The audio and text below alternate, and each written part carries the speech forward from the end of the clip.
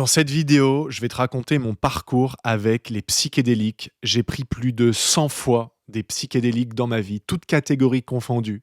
On parle d'une vingtaine, voire d'une trentaine de fois au niveau des champignons magiques, d'une vingtaine de fois au niveau du LSD, d'une vingtaine de fois au niveau de la DMT. J'ai pris de l'ayahuasca 7 fois. J'ai pris du Bufo alvarius, donc du 5-MeO-DMT. En fait, c'est du venin de crapaud que tu fumes, oui, du venin de crapaud, une bonne quinzaine de fois. J'ai pris du peyote, donc ce fameux cactus mexicain où ça ne s'arrête pas, ça dure une vingtaine d'heures, c'est un truc de fou. J'ai pris du combo, alors c'est pas considéré comme un psychédélique, mais bon, on en parlera peut-être. J'ai pris aussi certaines substances qui sont pas nécessairement considérées comme des psychédéliques, mais que je trouve quand même qu'il y a potentiellement certaines molécules qui se rapprochent de près ou de loin, même si c'est chimique, des psychédéliques, comme la MDMA. Bien sûr, la MDMA, si tu en prends pour aller faire une rave party, bon, c'est une chose, mais si tu le prends dans un cadre introspectif et méditatif, c'est tout autre chose. Et moi, personnellement, j'ai des visions, des ouvertures de conscience qui sont comparables aux psychédéliques. Donc, je vais pas dire que la MDMA est un psychédélique, mais je la vis comme si ça en était un. En tout cas, voilà. Euh, j'ai touché vraiment énormément de choses. Voilà, je vais tout te raconter dans cette vidéo. Le positif, et il y en a, et le négatif, et il y en a. Je vais te raconter comment un jour j'ai pris mon téléphone et j'ai appelé un hôpital psychiatrique parce que je faisais n'importe quoi avec les psychédéliques. C'était plus quelque chose de bon, de juste. C'était utilisé n'importe comment, comme une fuite, et non plus comme quelque chose au départ qui était utilisé pour se connaître davantage, rencontrer et traverser mes parts d'ombre, ce qui est selon moi le seul chemin vers l'illumination. Ok. Donc c'est pas une vidéo qui fait l'amalgame et l'apologie des psychédéliques. Il y a des vrais dangers. Une seule prise chez certaines personnes, et d'ailleurs ce que je vais dire peut arriver avec un joint, tu vois. Un joint, c'est pas du LSD ou des champignons magiques, mon ami. Et pourtant, un seul joint peut suffire à déclencher, par exemple, une schizophrénie dormante chez quelqu'un, tu vois. Donc je vais vraiment pas faire l'amalgame des psychédéliques, je vais simplement te partager mon expérience, à la fois les choses positives et les choses qui le sont nettement moins. Ok, juste avant le contexte. Alors, il faut savoir que moi j'ai commencé à fumer des joints à l'âge de 14 ans. Et je me suis vraiment défoncé, je me suis gazé du soir au matin, ou du matin au soir plutôt, et ben jusqu'à ma vingtaine. Et après, dans ma vingtaine, je fumais un peu moins, mais quand même, je fumais, j'étais addict, hein, voilà, j'ai pas honte de le dire, j'arrêtais, je reprenais, etc. C'était, voilà, j'avais un mal-être qui est arrivé, qui s'est installé pendant l'adolescence et qui m'a suivi pendant longtemps. Et si tu veux, pendant cette période où donc il y a aussi beaucoup l'alcool, mais je m'étais toujours juré, c'était une conviction à l'intérieur de moi, que jamais de ma vie je ne toucherais quelque chose qui modifie trop ton état de conscience. Donc les champignons notamment et tout, c'était hors de question. Donc j'avais jamais rien pris de toute ma vie que donc joint et alcool. Rien d'autre, rien. Je ne voulais rien prendre d'autre. Les autres drogues type poudre blanche, etc., tu vois ce que je veux dire? Je me disais: «Non, j'ai trop peur de faire un arrêt cardiaque», et les psychédéliques, j'avais tellement entendu que tu pouvais sauter par la fenêtre, te prendre pour un oiseau, enfin, j'avais vraiment trop peur de perdre le contrôle justement, de ne plus être au contrôle, et voilà. Et généralement, ce qui fait peur aux gens dans les psychédéliques, c'est qu'ils ont peur, une peur bleue, et je les comprends, de perdre le contrôle parce qu'on est souvent beaucoup plus au contrôle que ce qu'on voudrait bien se faire croire. OK. Le truc, c'est que bon, comme tu le sais certainement, je démarre un parcours, on va dire, en dev perso au départ à 16 ans, et puis ça atteint une limite vers 21 ans, même plus tard que ça, je pense vers 22-23 ans, et là, je plonge vraiment dans la spiritualité, et là, j'ai l'impression de découvrir un tout nouveau monde, et voilà, et il y a des choses bonnes, il y a des choses moins bonnes comme dans tout dans la vie. Bref, et à un moment donné, je me retrouve, donc je fais un événement du Global Information Network, Kevin Trudeau, si tu connais, bref, on s'en fout, aux États-Unis, et je suis avec 3 copains, dont un qui est un fervent amateur de psychédéliques, qui se considère comme être un chaman, mais bon, pour moi, ça veut un peu tout et rien dire, et voilà. Bref, et on loue des voitures, enfin on loue 2 voitures en l'occurrence, et on va, au nord de la Californie, à Mount Shasta, qui est considéré comme, le premier vortex, enfin le premier chakra de la Terre, un vortex énergétique, et cetera. Bon, c'est vrai que c'est un lieu particulier. Tout le monde là-bas, croit aux extraterrestres, en a déjà vu, le boulanger, le garagiste, l'électricien du coin, tout le monde, voilà, bon. Et on se loue une belle maison en bois, dans la forêt. Des forêts quand même là-bas qui sont quand même majestueuses, et on fait une quête de vision. Bon, je rentre pas dans les détails, je veux pas que la vidéo dure 15 ans, on va rester centré sur les psychédéliques. Après la quête de vision donc, on retrouve le chaman. OK. Je suis avec 2 amis, 2 très, très bons amis même et le chaman nous propose de prendre des champignons magiques et là, pour le coup, je me sens en confiance. Je sens que c'est le moment, je sens que je suis prêt, et moi je dis oui. Personnellement, je dis oui. Mes 2 autres amis disent: «OK, on y va» et donc on prend quasiment 5 grammes de champignons, mais extrêmement forts, bien sûr 5 grammes secs, qui n'a rien à voir avec 5 grammes de champignons humides, où là, il faudrait pour avoir 5 grammes, il te faudrait prendre, je crois 30 grammes en humide, en frais, tu vois? Bon et ça va être la première fois que je prends des psychédéliques et le début d'un long voyage, c'est peu de le dire, où pendant en gros 3 ans, bah, comme je te dis au début de cette vidéo, je vais prendre plus de 100 fois des psychédéliques sur une base plus que régulière.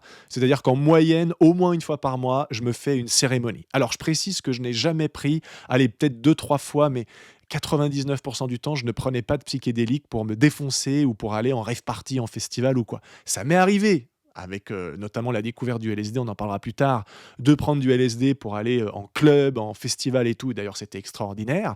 Bien que des fois, c'est tendu, tu vois? C'est peu de le dire, ça tend complètement ton système nerveux et tu peux te retrouver à ouais, à avoir des bons coups de flip, mais globalement, c'était quand même extraordinaire.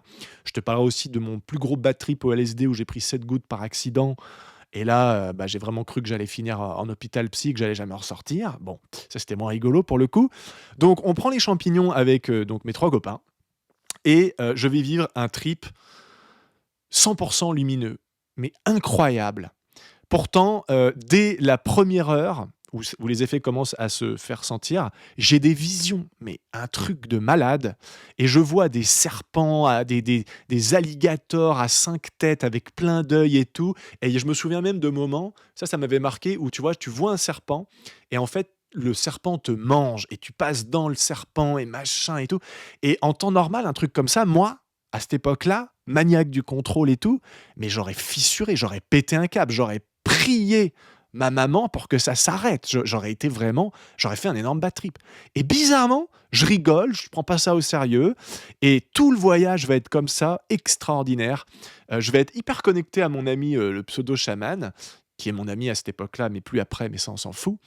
Et par contre, mes 2 autres copains, eux, vont vraiment pas vivre du tout les mêmes choses. Ils vont être bloqués dans leur tête. Il y en a un qui va être comme ça, là, et ils vont voir des parties d'eux très sombres. En fait, les psychédéliques, chez eux, va leur montrer leur ombre. Et c'est ça qui est magnifique, à la fois magnifique avec les psychédéliques, mais qui est aussi potentiellement très dangereux. Mais moi, pour le coup, ce premier voyage, je ne suis pas du tout confronté à mon ombre. Je me fous à poil, je suis mort de rire, on se tape des barres avec Benjamin, les 2 autres, donc bon, le chaman s'appelait Benjamin, les 2 autres copains, ils me disent: «Mais fermez votre gueule, vous arrêtez pas de parler» et plus ils nous disent ça, plus nous on est mort de rire et franchement, je vis un trip extraordinaire, des visions et tout. Je me souviens d'un moment, vous auriez vu ma tête, j'étais là, j'étais: «Ah, ah maman» et je disais comme ça: «Maman» et j'avais des larmes qui coulaient, mais tu sais, des larmes de gratitude, de joie et je me disais: «Qu'est-ce qu'elle est belle ma maman». Il faut savoir que j'ai pas toujours eu une relation très enfin, j'ai toujours eu un peu comme une sorte de distance avec ma mère, je sais pas pourquoi, je l'ai su plus tard en traversant mon ombre, mais à ce moment-là, c'est la première fois que je voyais ma mère pour ce qu'elle est, c'est-à-dire: «Oh, c'est la femme de ma vie, elle est magnifique et tout», bref et voilà, globalement, je vis un trip extraordinaire. Je me souviens aussi d'une anecdote où, à un moment donné, je me retrouve dans une sorte de pièce, mais qui n'est pas une pièce, c'est plutôt une sphère de lumière. Et il y a, un peu comme les Romains, tu vois, il y a Jésus, il y a Bouddha, il y a je sais plus quel autre, ce qu'on qui sont d'ailleurs comme des avatars, tu vois. Et ils sont là, ils sont calmes, ils parlent pas. Et j'arrive et je me retrouve dans cette pièce et je me souviens à ce moment-là, je les regarde et je dis: «Putain, mais en fait, je suis pas séparé de vous, je suis pas inférieur à vous, je suis comme vous, on est tous comme vous». Et je me souviens, à ce moment-là, ils me disent: «Ah bah voilà, enfin quelqu'un qui a compris». Tu vois? Et bon, bref, anecdote fermée, le voyage se termine, on dort. Moi, alors dans mes rêves, je pense que je continue à triper, tu vois? Et le lendemain, il était convenu que mon ami le chaman reste à Mont-Shasta parce que lui, il vivait là-bas à ce moment-là et que moi, je rentre avec mes 2 copains en France. On avait déjà le billet d'avion et tout. Et vous savez quoi? J'ai pas pu. J'ai pas pu parce que le lendemain, je me sentais tellement bien et surtout ce que j'avais vécu m'avait tellement ouvert de portes. C'est ça, à la fois la beauté et le danger des psychédéliques, c'est que tu ouvres des portes que tu ne pourras plus jamais refermer. Et en fait, moi, je me suis dit: «Non mais attends, c'est pas possible que je monte dans un avion avec des moldus», tu vois? Façon de parler. Je peux pas retourner chez moi, voir mes parents, faire comme si de rien n'était après ce que j'ai vécu. Je reste, je perds mon billet, tant pis. et je suis resté avec le chaman. Et là, on accélère un peu. Un mois plus tard, on redescend, on va à Los Angeles, on se loue une belle baraque et je lui dis voilà, on se prend des champis. On prend des champis, une deuxième fois, sauf que là, il n'y avait pas un véritable appel. Et ça, c'est un des points clés de cette vidéo, les amis, c'est que si un jour vous devez prendre des psychédéliques, vous devez sentir un véritable appel de votre âme, de votre cœur. Pas un appel du mental, de l'ego, vous n'avez rien à prouver là-dedans, vous avez même beaucoup à perdre, mais un vrai appel. Et ce coup-là, pas d'appel, c'était purement mental. Oh ben la première fois, ça s'est bien passé, bon ben je vais y retourner. Et ben cette deuxième fois, les amis, ça aurait pu être la fois de trop qui aurait fait que je n'aurais jamais rien retouché. Parce que là, contrairement à la première fois où franchement c'était le paradis, c'était genre, oh là là, mais c'était extraordinaire, j'ai pas les mots même pour décrire. Mais là, cette seconde fois, heu, ça a été horrible. Je me suis retrouvé plongé à mon adolescence chaotique. Je voyais à quel point j'ai souffert dans mon adolescence, à quel point je manquais de confiance en moi, à quel point je me sentais mal dans ma peau, mal dans mon corps. Et c'est comme si ma conscience revenait à cette époque-là. Parce que bien sûr, quand j'ai pris des champignons, je devais avoir du coup, je devais avoir 27 ou non, même plus que ça, je dirais 28 ans. OK. 27, 28 ans, un truc comme ça. Et en fait, là, je me retrouve comme plongé en temps réel avec des souvenirs très nets, très marquants, dans, l'adolescence qui était une période pour moi très compliquée et je pleure, je suis pas bien, je suis dans mon corps, je suis bloqué, j'ai envie de sortir, j'ai envie que ça s'arrête et le chaman qui est avec moi à ce moment-là, lui aussi, ça va pas trop, du coup, il se barre et tout, il me laisse tout seul, du coup, je franchement, c'est dur. C'est vraiment dur et à un moment donné, il revient dans la pièce, il dit: «Putain, mais ton énergie est dégueulasse, mais viens, il faut ouvrir et tout». Enfin, il aidait pas clairement. C'est vraiment un connard, hein, pour le coup. C'est pour ça qu'au début de la vidéo, j'ai dit que c'était mon ami, mais ça ne l'est plus, parce qu'à mon avis, il faut savoir faire le tri. Mais bref, je suis quand même reconnaissant pour qu'il ait quelque part permis de m'initier à tout ça. Parce que le premier trip avec lui, c'était mémorable. C'était vraiment l'un de mes meilleurs trips, si ce n'est peut-être le meilleur. Bref. Et donc, bah, le voyage se termine, je pars au lit, je suis un peu redescendu, mais je suis vraiment secoué, je suis vraiment pas bien. À l'époque, j'ignore tout de la notion d'ombre. J'ignore complètement ce qu'est l'ombre, tu vois. Je sais pas ce que c'est l'ombre, je ne sais pas. Je sais pas en fait que ce que j'ai vécu à ce moment-là, et c'est ce qui va arriver souvent par la suite dans les psychédéliques, c'est que je vais être confronté de manière brutale à mon ombre, qui n'a pas été résolue bien évidemment. Parce qu'en fait, les psychédéliques sont un amplificateur de ce qui est dans ton inconscient. C'est-à-dire que quand tu prends des psychédéliques, et là est le danger, tu vas inévitablement faire un espèce de forcing où tu vas rendre conscient ce qu'il y a dans ton inconscient. Donc si tu es bien dans ta peau, si tu pas trop de trauma, si tu es plutôt au clair avec ton ombre sans jeu de mots, ça va bien se passer. Oui, de temps en temps, tu peux te retrouver confronté à des petites choses. Après tout, on est humain. Mais globalement, ça va bien se passer.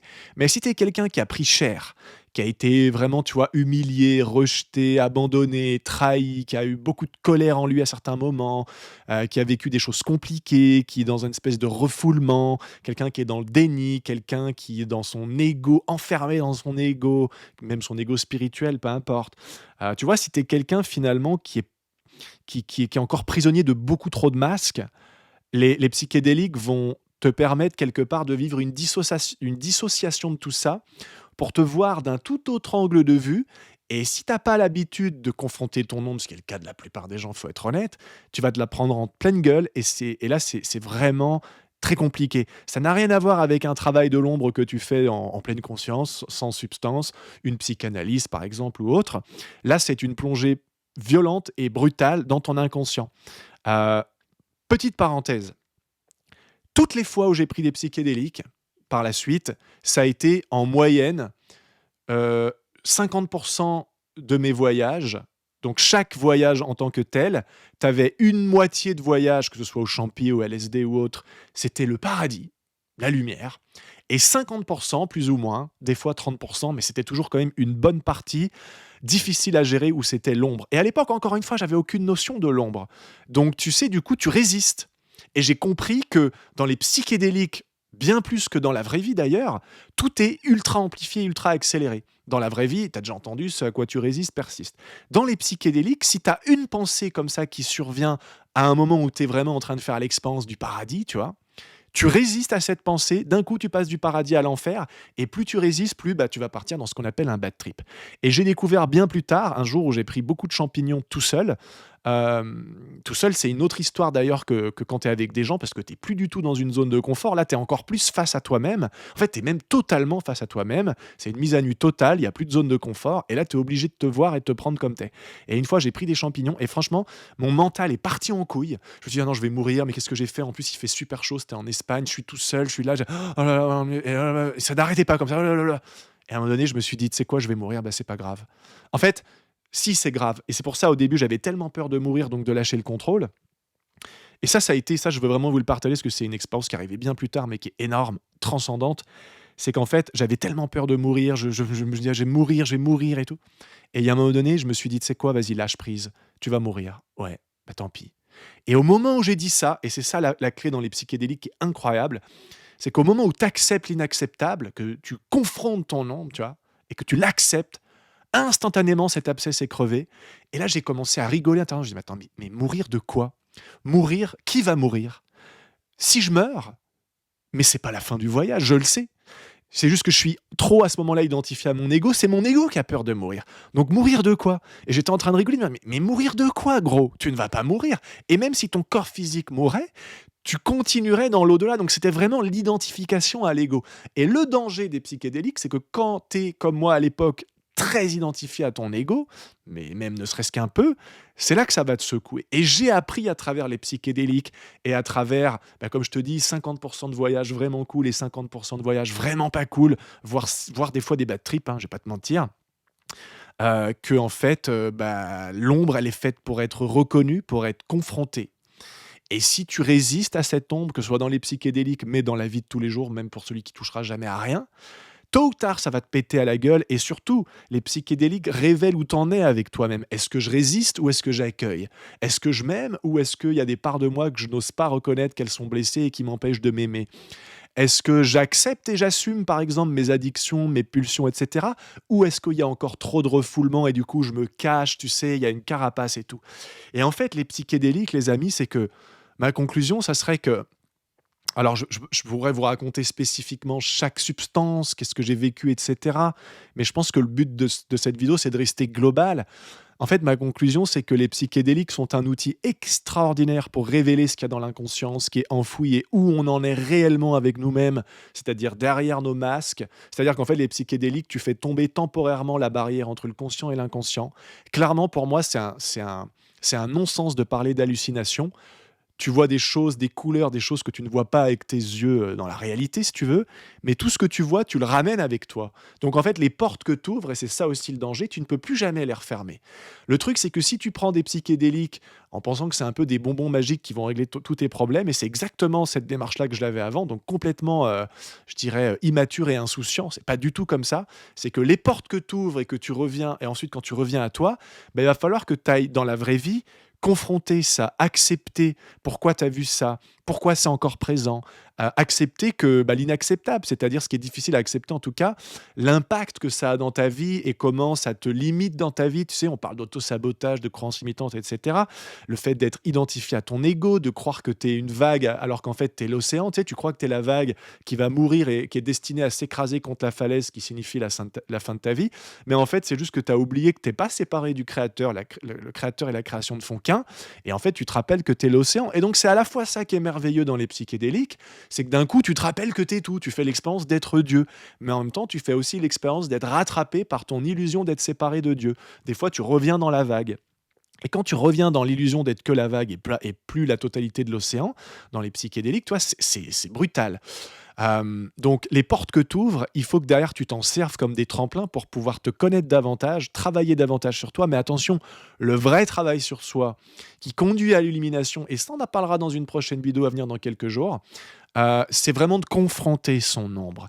Et le problème et le gros danger des psychédéliques, les amis, c'est que, ben, comme dans la vraie vie, quoi, c'est-à-dire en état de conscience normal, très peu de gens osent et sont capables de... En fait, tout le monde en est capable, mais très peu de gens osent faire le véritable travail, le seul véritable travail d'illumination, d'éveil et de développement personnel qui compte et qui t'amène vraiment à l'éveil pour le coup. Parce que tu auras remarqué qu'après toutes ces années de travail sur toi, est-ce que tu as vraiment changé au fond? Est-ce que tu as vraiment la vie de tes rêves? Est-ce que la loi de l'attraction, tout ça? Non.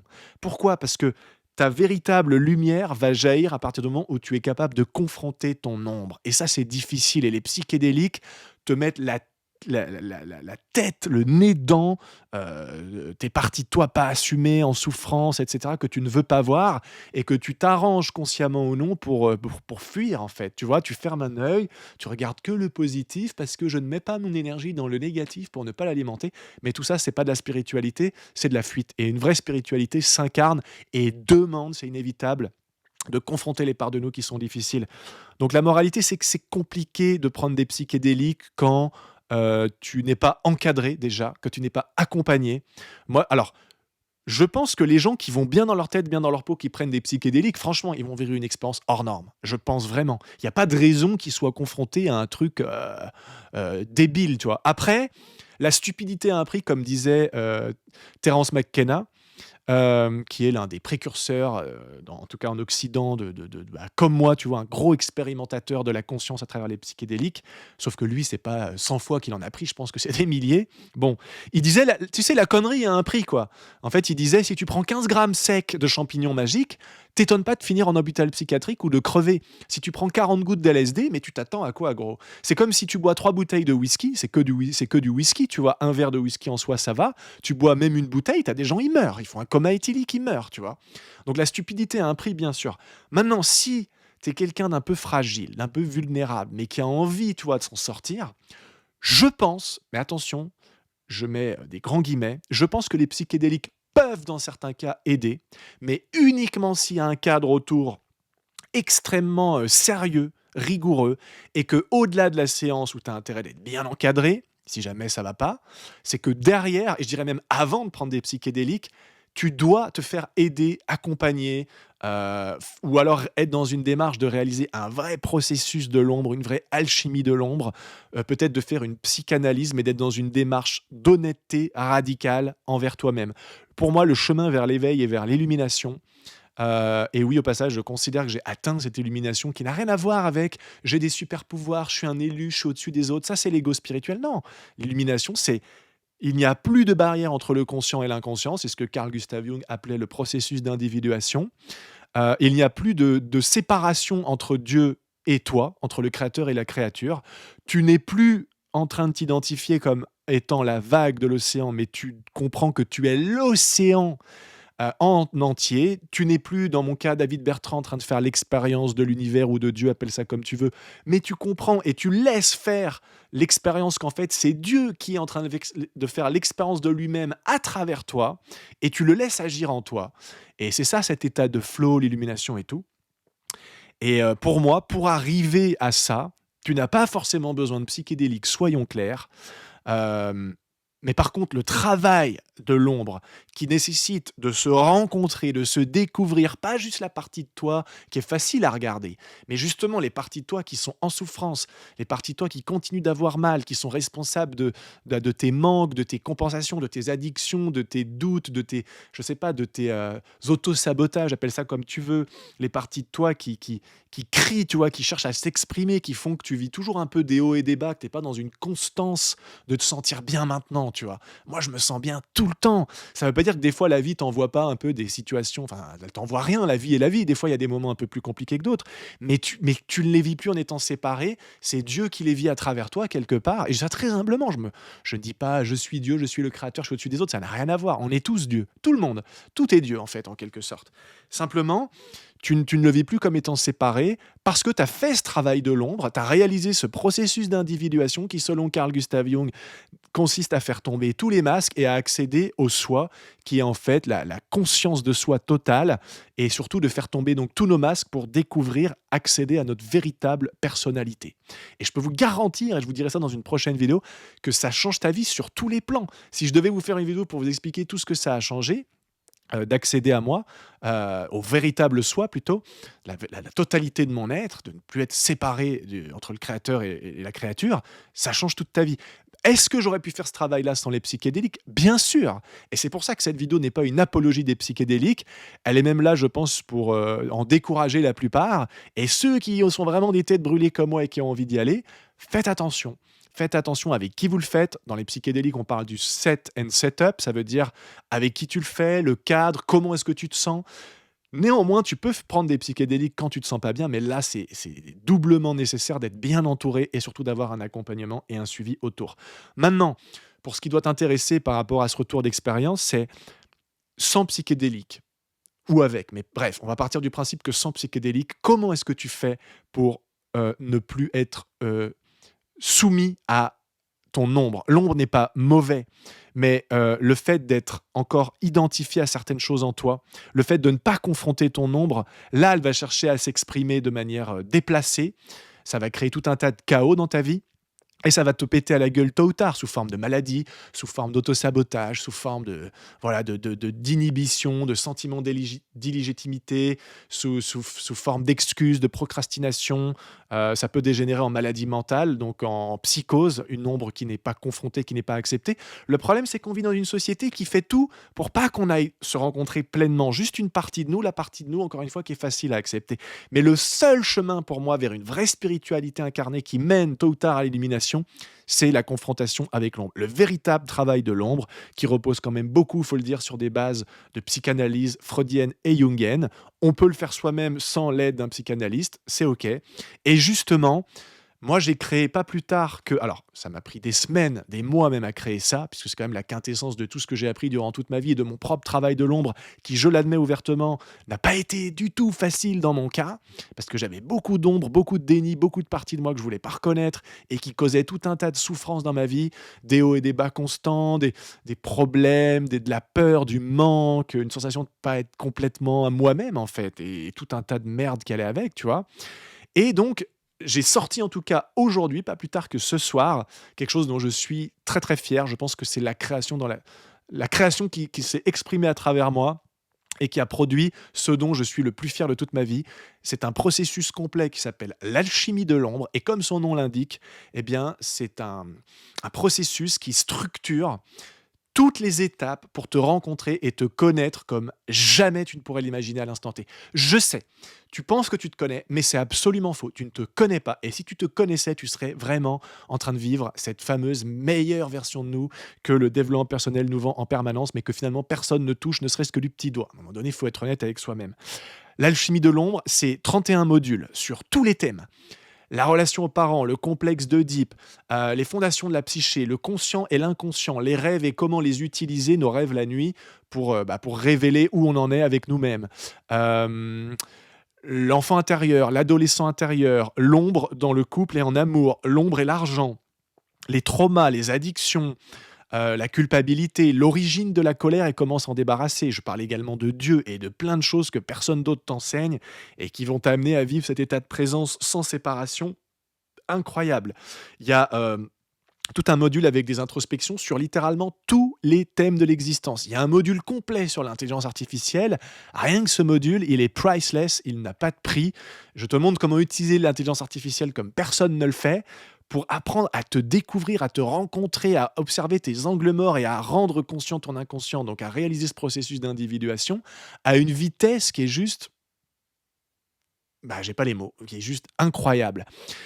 Cette alchimie de l'ombre, il y a plus de 140 chapitres. Alors, il y a à peu près 60 vidéos, voilà. Tu as des chapitres, tu les lis, c'est de la lecture, mais qui demande derrière une réflexion, tu vois? Pour encore une fois te connaître au mieux et enfin arrêter de jouer un rôle, de porter des masques, tu sais, tu pas vraiment toi et tu le sais au fond. Tu utilises que 10 de ton potentiel. Quand tu réalises ce travail de l'ombre, tu utilises 100 de ton potentiel, je peux te le garantir. Oui, tu développes en quelque sorte des sortes de super pouvoirs, mais t'es pas un élu, t'es pas un avatar, t'es pas au-dessus des autres. C'est simplement que tu as accès à 100 de tes pouvoirs psychiques, mentaux, spirituels et physiques. Et crois-moi, mon ami, ça change tous les aspects de ta vie. J'en suis la preuve vivante. Ok. Tu as des cours, donc, tu les lis en 5 minutes, 10 minutes. Toi, quand je te dis 140 chapitres, c'est pas, t'en as pas pour. Je pense que la formation en tout et pour tout, t'en as quand même pour une bonne trentaine d'heures à absorber tout le contenu. Après, le travail qui t'est demandé de faire pour te rencontrer, là, ça peut prendre potentiellement des semaines. Mais ce travail, une fois qu'il est réalisé, je vous assure qu'il y a rien, et je pèse mes mots, rien qui pourra autant transformer votre vie. Je suis pas en train de vous vendre le rêve que vous aurez plus jamais de problème. Non, quand vous aurez des déconvenues dans votre vie, vous allez avoir des gens que vous allez enterrer, des choses que vous allez peut-être essayer qui marcheront pas, que ça va vous frustrer, mais vous vous identifierez plus à tout ça et vous saurez toujours rebondir et vous vous sentirez bien et vous serez plus séparés du créateur et c'est ça le plus grand changement. Le Carl Gustav Jung le disait, qui est pourtant très terre à terre, tu vois? La fondation de la psychanalyse et tout qu'on connaît aujourd'hui et psychologie. Il disait le but du travail d'individuation, donc de rendre conscient l'inconscient, c'est d'accéder, de retourner à la conscience de Dieu, de ne faire qu'un avec Dieu, qu'il y ait plus de séparation entre le créateur et la créature. Et quand vous arrivez là, après tout, c'est ce qu'on cherche toutes et tous en spiritualité, le soi-disant éveil, le soi-disant illumination. Moi aussi, j'ai eu des moments de ma vie: «Ah, je croyais que j'étais éveillé». Non, parce que quand tu le vis vraiment, c'est plus un concept, c'est plus une théorie, c'est plus, «Ah, je suis, éveillé quand ça m'arrange, mais quand ça va pas, je suis plus éveillé, puis je suis pas bien, puis je suis ronchon, puis mon ego, puis dans ma tête, ça n'arrête pas». Non, c'est une paix, un calme et une puissance de création, parce que justement, tu laisses la création vivre avec toi qui est hors norme. Donc l'alchimie de l'ombre, c'est tout ça condensé en une formation, mais qui est bien plus qu'une formation, en fait. C'est quelque chose d'énorme, je crois que vous vous rendez pas compte. Allez voir juste le lien dans la description. Allez voir le thème des chapitres juste sous la vidéo de présentation, donc dans la page de présentation de la chimie de l'ombre. Vous avez l'aperçu de tous les modules, de tous les chapitres, c'est énorme. Vous avez mon accompagnement, donc en collectif, en groupe, et si besoin dans certains cas, parce que je ne veux certainement pas vous laisser tout seul face à votre ombre. Pas- je dis pas ça pour vous faire peur, mais confronter l'ombre, il y a des fois où ce sera désagréable. Maintenant, est-ce que vous allez devenir fou? Est-ce que non, pas du tout. Vous risqueriez de rester fou en pensant que vous n'avez pas besoin de faire ce travail de l'ombre. Mais ça, c'est l'ego spirituel. L'ego ne veut pas être démasqué. L'ego veut continuer d'être au pouvoir et de vous faire croire que machin. Alors qu'au fond, vous savez que ça va pas si bien que ça, voire chez beaucoup, ça va pas du tout, y compris chez les gens qui ont beaucoup travaillé sur eux. Et d'ailleurs, je vais vous dire une chose pour finir par rapport au psychédélique voilà, qui m'a été révélé, c'est que, ok, tu travailles sur toi, tu cherches à être plus lumineux. Mais cette lumière, si regarde, là, tu vois, je suis dans ma maison. Imaginons que ma vie, mon être, c'est une maison. Si mes murs sont couverts de mes blessures, de sang, de caca, tu vois, et que je viens mettre beaucoup plus de lumière qui émane de moi, et ben naturellement, je vais éclairer et donc être beaucoup plus au contact de ces zones d'ombre.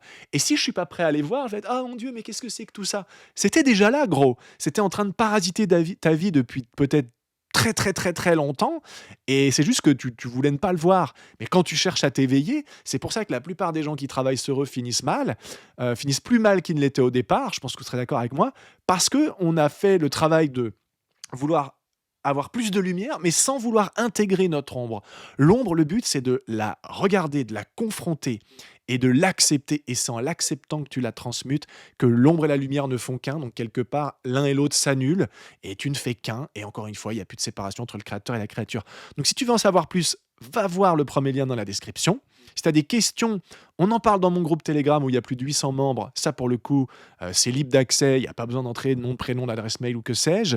On parle de tous les sujets de la vie avec une forte connotation, un grand intérêt pour la conscience, l'éveil, etc. Justement. Et justement, on est réaliste, on a les pieds sur terre. Des fois, il y a des choses qui vont pas. On essaye de s'entraider. Donc, si tu as des questions et tout, n'hésite pas. Je te garantis vraiment, et je pèse mes mots. Et de toute façon, je sais que ça va être une minorité de gens qui seront suffisamment enseignables pour aller faire l'inévitable, parce que tôt ou tard, tu en payeras le prix par une maladie, par une dépression. Moi, ça m'est arrivé de prendre une énorme dépression, alors que je vivais ma meilleure vie, je gagnais plein d'argent, j'avais une meuf incroyable, des potes de fou, on organisait des retraites, on prenait des psychédéliques ensemble. Mais tu parles, un jour, ça m'a pété à la gueule, tout ça, parce qu'en fait, je voulais pas voir à quel point, au fond, je souffrais et que je jouais à être un ovni, alors qu'en fait, j'avais peur d'être vulnérable, d'être banal, d'être comme tout le monde, en fait. Derrière la vulnérabilité se cache ta plus grande force. Force et vulnérabilité sont les deux faces d'une même pièce, comme l'ombre et la lumière, comme le paradis et l'enfer. Le paradis et l'enfer, ce sont avant tout des états d'être de ta conscience dans l'instant présent. De toute façon, il n'y a que l'instant présent qui existe. Donc voilà, va voir vraiment, va jeter un œil. Je te garantis, mais vraiment, qu'il n'y a rien qui pourra autant impacter ta vie. Voilà, j'ai pas besoin de me justifier, j'ai rien à prouver, j'en suis la preuve vivante. Voilà, donc bon, à part ça, voilà. Pour les psychédéliques, vraiment, pour finir la vidéo, ben, je vous dirais, voilà, faites quand même attention. Surtout si, comme moi, vous pensiez que c'était un... Moi, je croyais vraiment que c'était une sorte comme un bonbon magique, toi, tu prends ça, et puis un jour, je vais vivre un trip qui va comme casser un truc dans mon cerveau et qui va régler tous mes problèmes. Mais en fait, j'étais complètement loin du compte. C'est même l'inverse qui s'est passé. À un moment donné, j'ai eu un accident, j'ai pris 7 gouttes d'LSD. Bon, je t'explique pas comment, mais par erreur. Mais le bad trip que je me suis pris, il m'a fallu presque 30 heures pour redescendre, 20 heures pour arrêter d'avoir le gros des effets et encore une dizaine d'heures pour vraiment redescendre. Mais je te dis pas l'horreur, quand je regardais les gens autour de moi, ils avaient des têtes d'extraterrestres comme dans Alien et versus Predator. Ça m'a choqué. Et d'ailleurs, c'est pas longtemps après que j'ai eu ma dépression. Alors, je pense pas que ce soit le LSD, même dans cette, dose complètement débile, qui ait déclenché une dépression. En fait, les psychédéliques ne font qu'amplifier ce qui est déjà là.